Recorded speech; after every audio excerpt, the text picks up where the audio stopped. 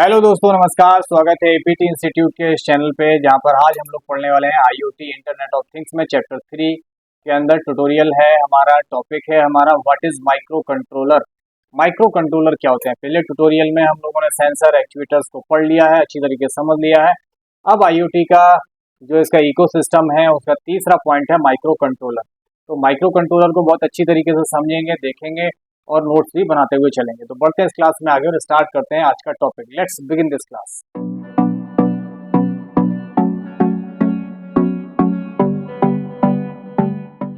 Micro controller एक छोटा, सस्ता और कम पावर वाला कंप्यूटर जैसा इंटीग्रेटेड सर्किट यानी आईसी होता है, जो विशेष रूप से किसी एक काम जैसे सेंसर को कंट्रोल करना, डेटा भेजना, मोटर चलाना आदि को ऑटोमेटेड तरीके से करने के लिए डिजाइन किया गया होता है।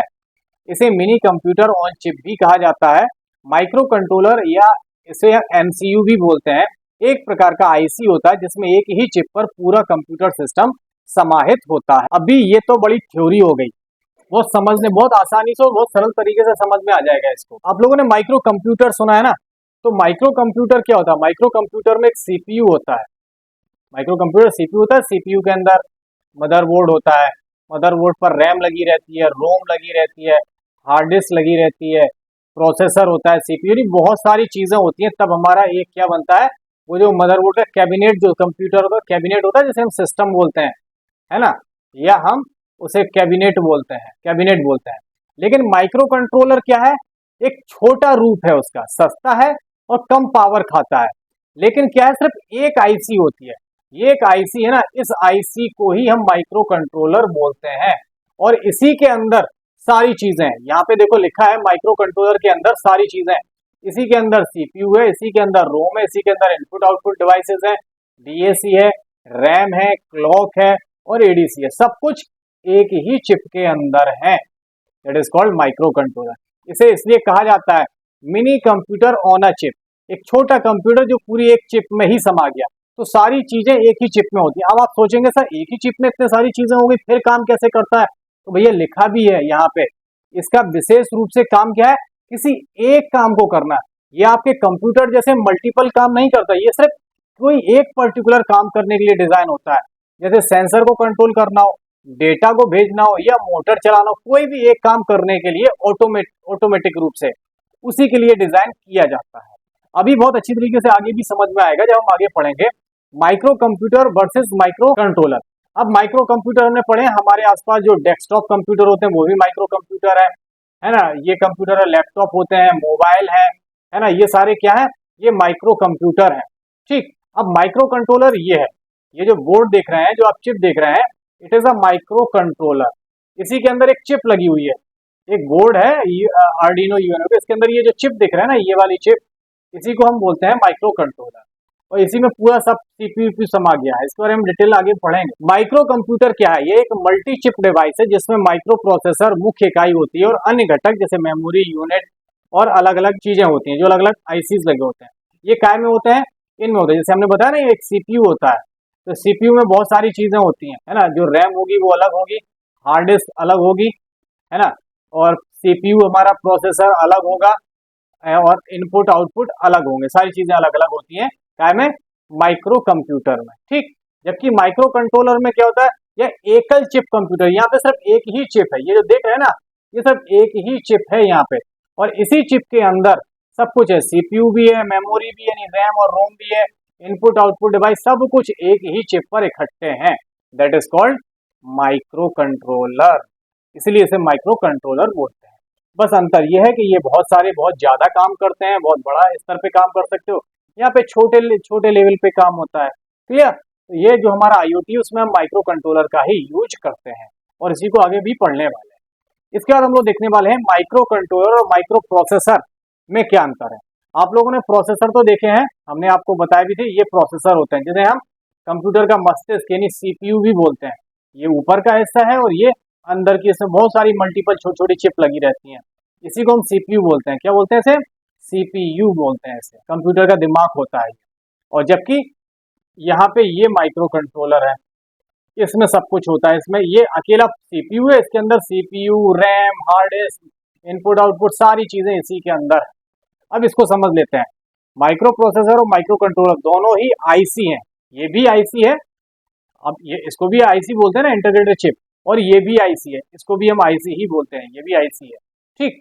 लेकिन इनके उपयोगिता और विशेषताओं में अंतर है। माइक्रो प्रोसेसर एक सीपीयू है जो सामान्य प्रयोजन कंप्यूटिंग कार्यों के लिए उपयोग किया जाता है, जबकि माइक्रो कंट्रोलर एक सिंगल चिप कंप्यूटर जो विशेष रूप से एम्बेडेड सिस्टम में विशेष कार्यों को कंट्रोल करने के लिए किया गया है, डिजाइन किया गया है। क्लियर? अब आपको समझ में आ गया होगा कि माइक्रो कंट्रोलर, माइक्रो प्रोसेसर या माइक्रो कंप्यूटर, ये तीनों चीजें क्या है। इनमें कंफ्यूज नहीं होना, ये सारी चीजें अलग अलग होती हैं। क्लियर है? आई होप आपको समझ में आ गया। अब इससे आगे इसके बारे में और चीजें समझ लेते हैं। माइक्रो कंट्रोलर में प्रयोग की जाने वाली प्रोग्रामिंग लैंग्वेज कैसे, जैसे हम अपना कंप्यूटर बनाते हैं वैसे ही माइक्रो कंप्यूटर कंट्रोलर में भी कोडिंग करी जाती है जिससे वो चलने के काम आ सकते हैं।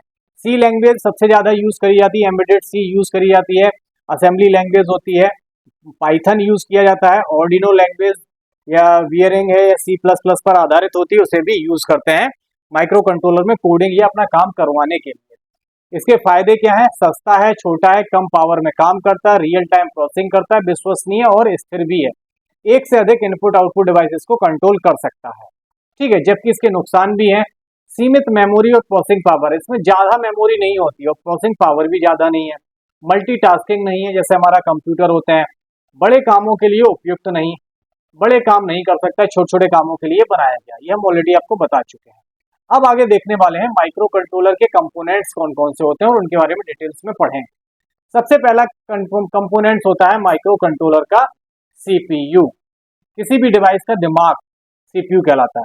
ये आपके डिवाइस से आने वाले जो भी प्रोग्राम है उनको प्रोसेस करने का काम सीपीयू करता है। जो हमारे कंप्यूटर में होता है वही माइक्रो कंट्रोलर में भी वही काम है, ठीक है। इसके बाद आता है RAM, random access memory, data को अस्थायी रूप से स्टोर करने काम करता है, यही हमने पहले भी ऑलरेडी पढ़ा हुआ है।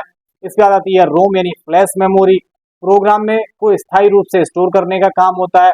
आईओ पोर्ट जहां से हम इनपुट और आउटपुट ले सकते हैं और दे सकते हैं। टाइमर्स, काउंटर टाइमिंग और गिनती करने के लिए यूज करते हैं। एडीसी इंपॉर्टेंट पार्ट है, एनालॉग से डिजिटल कन्वर्जन के लिए इसको यूज करते हैं।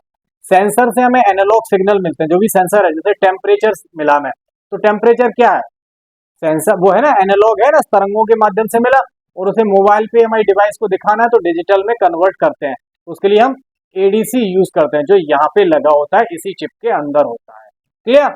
इसके बाद आता है डीएसी, ये डिजिटल को एनालॉग में कन्वर्जन करने के लिए यूज करते हैं। फिर आता है इंटरप्ट, किसी इमरजेंसी या विशेष स्थिति में सीपीयू को रोककर नया काम करने के लिए इंटरप्ट का यूज करते हैं, क्लियर।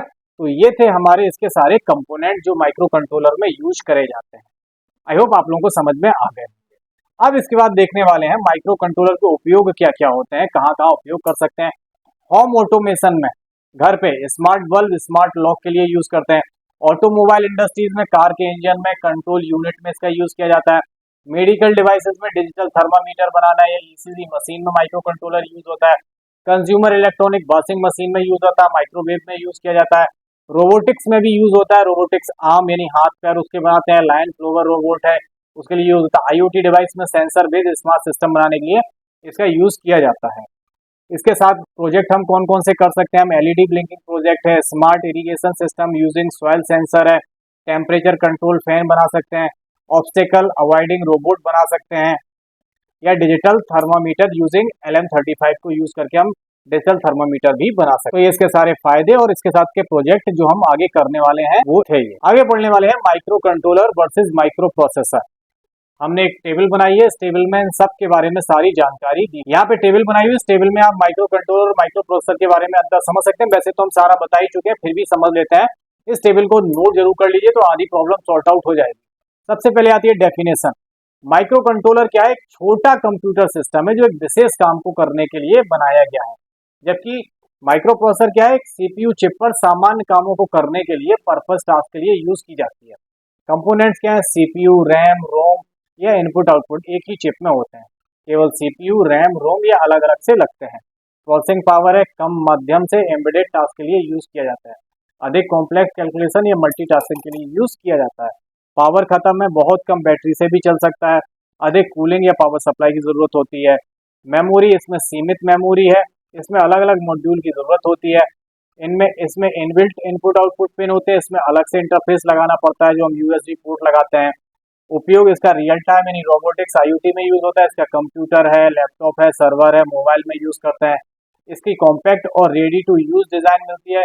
इसकी कॉम्प्लेक्स है और मॉड्यूलर है, बनानी पड़ती है। ये सस्ते होते हैं, ये बहुत महंगे होते हैं। ये लो लेवल लैंग्वेज यूज करी जाती है, इसमें high level language Python Java भी यूज होती है। ये सीमित काम करते हैं, ये बेहतरीन यानी बहुत सारे काम कर सकते हैं।